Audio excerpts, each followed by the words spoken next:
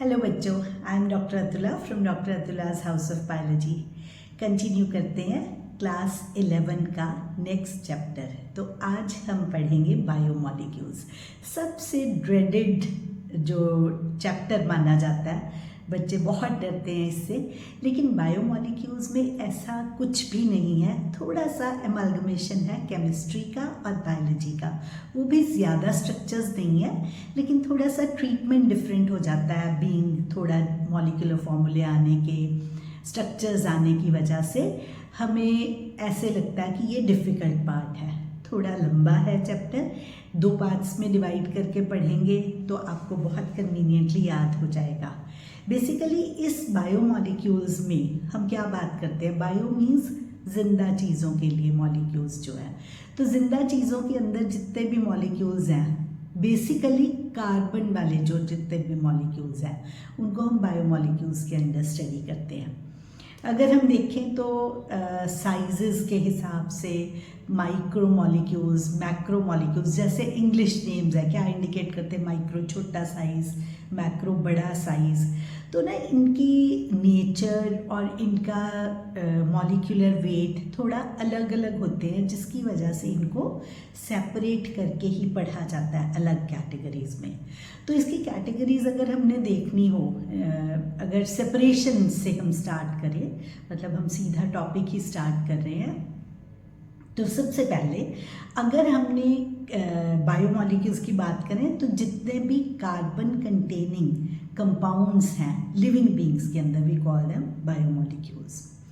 Living tissue से अगर हम एक्सट्रैक्ट करना चाहते हैं इसको, तो 2 तरीके फॉलो करते हैं। एक तरीके में केमिकल कंपाउंड डाल के उसकी एक स्लरी बनाई जाती है। तो वो केमिकल कंपाउंड क्या है? That is trichloroacetic acid. Living tissue plus trichloroacetic acid डाल के उसको ग्राइंड करके स्लरी बना ली जाती है पेसल मॉर्टर में। ये जो स्लरी मिली, इसको क्या करते हैं कि किसी मसलिन क्लॉथ से, चीज़ क्लॉथ से सीव कर लिया जाता है, छान लिया जाता है। उस वाले पार्ट में रेटेनेंट जो ऊपर बच जाता है, उसे रेटेनेंट बोलते हैं। वो एसिड सॉल्युबल पूल का, इनसॉल्युबल पूल का पार्ट है। उसके अंदर सारे मैक्रोमॉलिक्यूल्स और लिपिड्स मिलते हैं। बाद में डिस्कस करेंगे, lipids are not basically macromolecules. तो इसमें क्या होता है, जितने भी इनसॉल्युबल का पार्ट बनाते हैं, एसिड इनसॉल्युबल पार्ट का, तो उनका जो मॉलिक्यूलर वेट है वो 10,000 डाल्टन्स की रेंज में होता है, एक्सेप्शन लिपिड्स। और जो फिल्ट्रेट बचता है, उस फिल्ट्रेट में सारा का सारा एसिड सॉल्युबल पूल है। इसमें मतलब ज़्यादा जो कॉम्पोजिशन है ना, वो सारी सेल वाली कॉम्पोजिशन, सेल के कॉन्स्टिट्यूएंट्स की कॉम्पोजिशन आ जाती है। क्या क्या आएगा? आयंस आएंगे सारे, जो कि इनऑर्गेनिक हो गए, एंड साथ में बायोमॉलिक्यूल्स। लेकिन ये बायोमॉलिक्यूल्स कैसे हैं? जिनका मॉलिक्यूलर वेट कम है, तो दे आर बायो माइक्रोमॉलिक्यूल्स। कम मीन्स 18 से लेके 800 डाल्टन्स के बीच में है। तो ये तो तरीका हो गया कैसे आप सिर्फ ट्राइक्लोरोएसिटिक एसिड डालने से ही बायोमॉलिक्यूल्स, जो मैक्रोमॉलिक्यूल्स हैं और माइक्रोमॉलिक्यूल्स हैं, उनको सेपरेट कर सकते हो। एक थोड़ा सा डिस्ट्रक्टिव तरीका है, उसमें क्या करते हैं, उसमें इनऑर्गेनिक एलिमेंट्स फाइंड आउट करने के लिए लिविंग टिश्यू को ड्राई कर लेते हैं। ओवन ड्राई करके उसका ड्राई वेट आ गया, फिर उसे क्रूसिबल में बर्न कर लिया। बर्न करने से क्या हुआ, जितने कार्बन कंपाउंड्स थे वो सब ऑक्सीडाइज हो गए, मतलब कार्बन डाइऑक्साइड एंड वाटर बन गया। कार्बन डाइऑक्साइड एटमॉस्फेयर में रिलीज हो गई और वाटर जो है वो वेपर बन के इवापोरेट हो गया। अब जो बचा वो ऐश थी सारी, वो जो ऐश थी उसके अंदर सब इनऑर्गेनिक एलिमेंट्स होंगे। तो क्या होता है इनऑर्गेनिक एलिमेंट्स में? जैसे कैल्शियम हो गया, मैग्नीशियम, देन उसके बाद सोडियम, पोटेशियम, या फिर जो NaCl हो गया, या कैल्शियम कार्बोनेट हो गए, साथ ही साथ फॉस्फेट्स एंड सल्फेट्स, ये एग्जिस्ट करते हैं इनऑर्गेनिक एलिमेंट्स में। तो ये डिस्ट्रक्टिव वाला पार्ट हो गया, और ट्राइक्लोरोएसिटिक एसिड से आप जो है फिल्ट्रेट और रेटिनेंट को अलग अलग सेपरेट कर सकते हो। तो ना जो हमारी बॉडी के अंदर, जो ह्यूमन बॉडी के अंदर एलिमेंट्स हैं, वो अर्थ की क्रस्ट के एलिमेंट्स के साथ रिजेंबल करते हैं। अगर हम उनकी परसेंटेजेस को सर्च करें तो इस टेबल में हम देख सकते हैं कि जैसे ऑक्सीजन है वो अर्थ के क्रस्ट में 46.6% है, हमारे में वो 65% है। मतलब मैक्सिमम जो है वो ऑक्सीजन की अवेलेबिलिटी है हमारे पास। और सिलिकॉन एक ऐसा एलिमेंट है जो कि 27.7 अर्थ के क्रस्ट में है, लेकिन हमारे पास वो निग्लेजिबल है। बाकी सारी कॉम्पोजिशंस आप एक बार रनिंग में देख सकते हो, ज़्यादा क्वेश्चंस यहाँ से फ्रेम नहीं होते, बट आपको ऑक्सीजन मैक्सिमम होती है, ये याद रखना। इसी तरह से अगर हम बात करते हैं कि कौन सा केमिकल सबसे ज़्यादा होता है हमारी बॉडी में, तो वो वाटर है, वो आपको पता ही है। तो अब इसको आगे टेकअप करते हैं। नेक्स्ट जो है, जब हम सारा ये एनालिसिस कर लेते हैं उसके बाद जितने भी बायोमॉलिक्यूल्स हैं उसको हम बेसिकली 4 मेजर पार्ट्स में डिवाइड कर सकते हैं।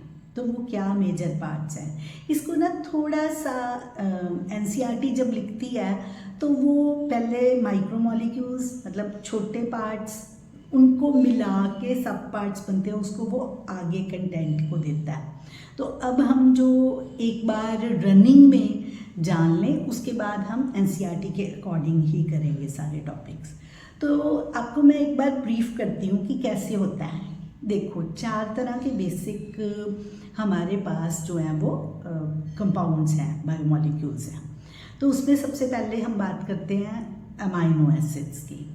जो अमाइनो एसिड्स हैं वो बिल्डिंग ब्लॉक्स हैं प्रोटीन्स के। तो प्रोटीन्स हो गए, अमाइनो एसिड्स को मिला के हमारे पास प्रोटीन्स बन गए। इसी तरह से हमारे पास फैट्स हैं, दूसरा जो टाइप है। फैट्स में fatty acid, glycerol, oil, waxes, इन सब की बात की जाती है। तो इसी में सारे जो स्टीरॉयडल हार्मोन्स हैं लिपिड्स में ही आ जाते हैं।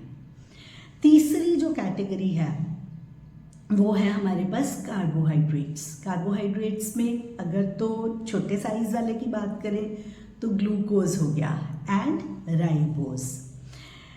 अगर हम थोड़ा इससे बड़ी कैटेगरी की बात करते हैं तो उसमें आ जाते हैं पॉलीसेकेराइड्स। तो पॉलीसेकेराइड्स क्या है? पॉलीसेकेराइड्स है जैसे ग्लूकोज के मॉलिक्यूल्स को इकट्ठा मिला दो तो ऐसे इनमें क्या आएगा, सेल्यूलोज, देन उसके बाद स्टार्च, ग्लाइकोजन, काइटिन, ये सारे पॉलीसेकेराइड्स हैं। देन उसके बाद ये कार्बोहाइड्रेट्स हो गए, शुगर्स के छोटे मोनोमर्स से मिला के जो बने वो पॉलीसेकेराइड्स कहलाए, तीसरी कैटेगरी। चौथी कैटेगरी है हमारे पास न्यूक्लिक एसिड्स। न्यूक्लिक एसिड में क्या है? Nitrogenous bases along with ribose या डीऑक्सीराइबोस शुगर और साथ ही फॉस्फेट।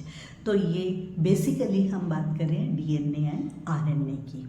तो रिपीट करते हैं, पहले हमारे पास अमाइनो एसिड जो कि बिल्डिंग ब्लॉक्स हैं प्रोटीन्स के, फिर फैट्स जिसमें फैटी एसिड, ग्लिसरॉल मिला के ट्राइग्लिसराइड, इसी में सारे जो फॉस्फोलिपिड्स वगैरह वो आ जाते हैं। तीसरी कैटेगरी जो हम बात करते हैं दैट इज कार्बोहाइड्रेट्स की, शुगर्स मिला के पॉलीसेकेराइड्स बना देते हैं। चौथी कैटेगरी में न्यूक्लिक एसिड्स जो कि nitrogenous base, sugar and phosphate से मिला के बनते हैं। तो ये क्या है? पॉलीन्यूक्लियोटाइड्स मिलके nucleic acids, whether it is DNA और आरएनए, वो हम सारे डिटेल्स आगे वीडियो में करेंगे। तो सबसे पहले हम बात करते हैं अमाइनो एसिड्स की। अमाइनो एसिड्स की अगर हम बात करें तो ये क्या है? They are substituted methanes. Substituted methane का मतलब क्या है कि एक मीथेन कैसे होती है? CH4।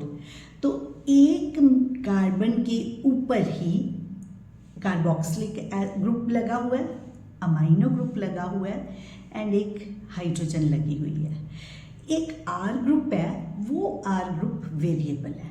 तो मतलब अगर हमें इसका स्ट्रक्चर याद करना हो तो हमें तीनों स्ट्रक्चर्स आप देख सकते हो, ये हर एक में सेम रहेंगे, सिर्फ आर ग्रुप जो है वो बदल जाएगा।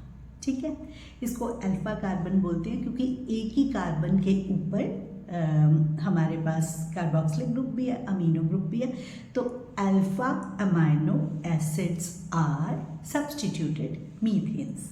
आई होप आपको ये समझ आ गया हो। एक एक स्टेप करके समझने की कोशिश करो, साथ साथ लिखते जाओ, लिख लिख के प्रैक्टिस करते जाओ, आपको ये अच्छे से लर्न हो जाएगा। अब हम बात करते हैं आर ग्रुप के बेसिस पे अमाइनो एसिड्स।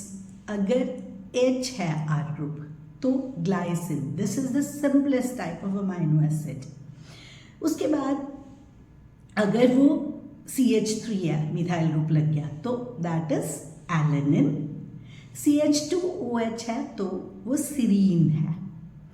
ये तो हो गया बेसिक। कैटेगरी वाइज अगर हम देखें तो केमिकल नेचर के हिसाब से अगर उसमें क्योंकि उसमें COOH और NH2 दो है ना, तो COOH कार्बोक्सिलिक एसिड से है तो ये एसिडिक ग्रुप हो गया, NH2 बेसिक हो गया।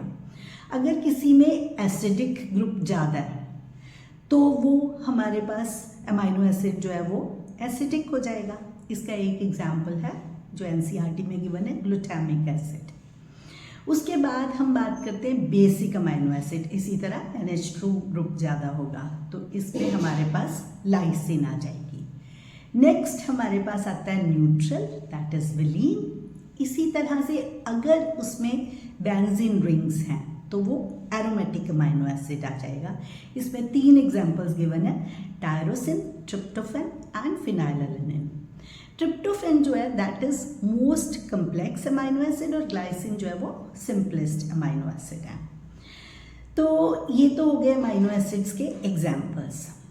अब ये जो NH2 और COOH ग्रुप है ना, इसी की वजह से अमाइनो एसिड्स जो होते हैं वो आयनाइजेबल होते हैं। तो या in the form of cation या in the form of anion exist करते हैं। आप देख सकते हो जो चार्जेस हैं वो उसके ऊपर NH3 के ऊपर पॉजिटिव चार्ज है, ये केटाइन हो गया हमारे पास। दूसरी तरफ एक्सट्रीम जो है दैट इज एनायन, तो उसमें COO नेगेटिव चार्ज है। लेकिन जो सेंट्रल पार्ट है दैट इज कॉल्ड ज़्विट्रॉनिक आयन। तो ज़्विट्रॉनिक आयन या ज़्विटर आयन में क्या होता है कि उसमें NH3 के ऊपर भी चार्ज है और COO के ऊपर भी चार्ज है, पॉजिटिव एंड नेगेटिव। तो ये जो है pH के ऊपर डिपेंडेंट होगा। तो इसका मतलब अगर लो pH है तो हमारे पास वो केटाइन होगा, अगर हाई pH है तो वो एनायन में कन्वर्ट हो जाएगा। अगर एक स्पेसिफिक pH पे है मिडिल पाथवे तो वो हमारे पास ज़्विटर आयन में कन्वर्ट हो जाएगा। किस पे डिपेंडेंट है? pH के ऊपर ये सारा का सारा ज़्विटर आयन का स्ट्रक्चर डिपेंडेंट है। तो इसके साथ हमारा अमाइनो एसिड वाला पार्ट कंप्लीट होता है। हम हर टॉपिक को NCERT के हिसाब से ही, उनके टॉपिक्स के हिसाब से ही पिकअप करेंगे ताकि आपको इसको लर्न करना थोड़ा सा कन्वीनियंट हो जाए। होप आपको ये समझ आ गया होगा। ज़रूर इसके चाहे ये बिल्कुल बेसिक स्ट्रक्चर्स हैं, इसको आप लिख के ज़रूर देखना। एक बार लिखने से आपको एक कॉन्फिडेंस बढ़ जाता है और थोड़ी सी जो विजुअल मेमोरी होती है उसके साथ साथ जब हम जॉट डाउन भी करते हैं ना तो वो ज़्यादा देर तक याद रह जाता है। Wish you all the best. अगले वीडियो में नेक्स्ट पार्ट को